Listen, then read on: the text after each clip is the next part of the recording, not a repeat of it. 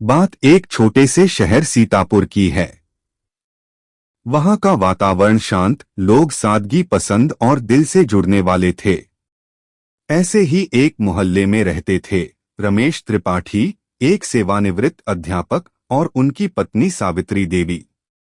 उनका एकमात्र बेटा अमित अब शहर में बड़ी कंपनी में नौकरी करता था और उसी शहर में अपनी पत्नी श्रुति और बेटी पिहू के साथ रहता था। रमेश और सावित्री ने अमित की परवरिश बड़े लाड़ प्यार और सख्ती के संतुलन में की थी।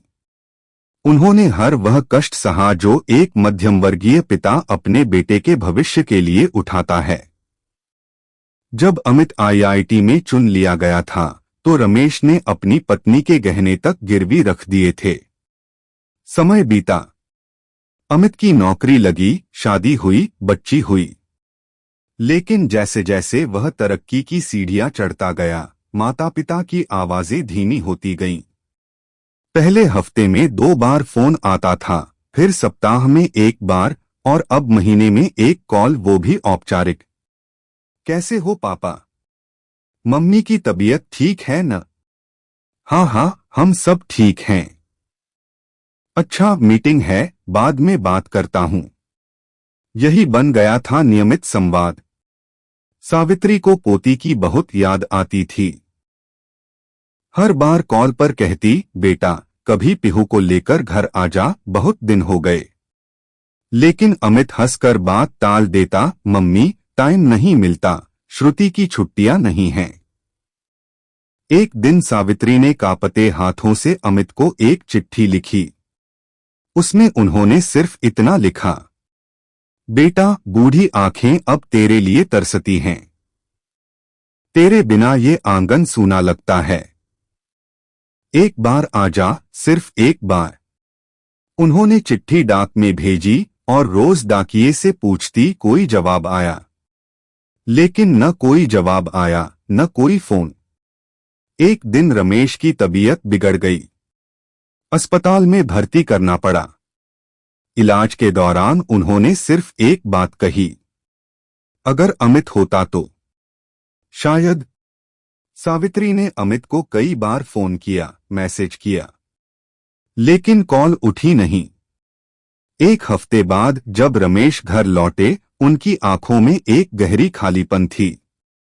वह बात कम करने लगे थे, बस पुराने एल्बम देखते रहते थे, जहां अमित की बचपन की तस्वीरें थीं, स्कूल यूनिफॉर्म में, पहली साइकिल पर बैठा, बोर्ड एग्जाम के बाद मां की गोद में मुस्कुराता। सावित्री समझ चुकी थीं कि बेटे के पास अब उनके लिए वक्त नहीं है। उन्होंने धीरे धीरे भगवान के भजन, पूजा पाठ और मोहल्ले की औरतों की संगति से दिल बहलाना शुरू कर दिया। लेकिन रात को जब बिस्तर पर होती तो चुपके से तकिए में मुंह छिपाकर रो लेती। रमेश भी चुपचाप बालकनी में बैठकर उन राहों को देखते जहां से कभी अमित स्कूल जाता था। अब वही रास्ता वीरान लगता। एक दिन रमेश की तबीयत अचानक बहुत बिगड़ गई। हॉस्पिटल ले जाते हुए सावित्री ने फिर से अमित को कॉल किया। इस बार अमित ने फोन उठाया। क्या हुआ मम्मी? बेटा तुम्हारे पापा बहुत बीमार हैं। डॉक्टर ने आईसीयू में भर्ती किया है।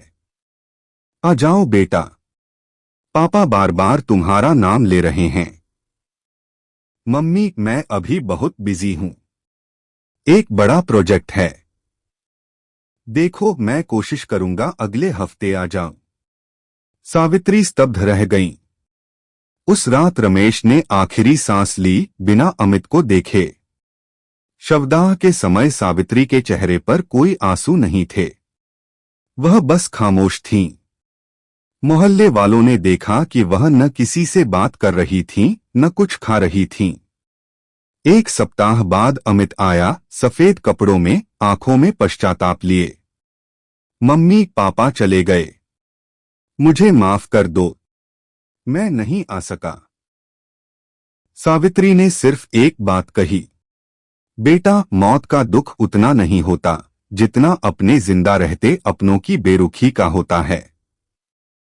तुम्हारे पापा ने तुम्हारे बिना जीना सीखा और मरना भी। अमित ने जब अपने बचपन की तस्वीरें देखीं, वह फूट फूट कर रो पड़ा।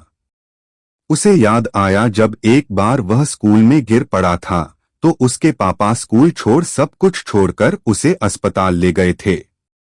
जब उसे बुखार आता था तो माँ सारी रात माथा सहलाती थी।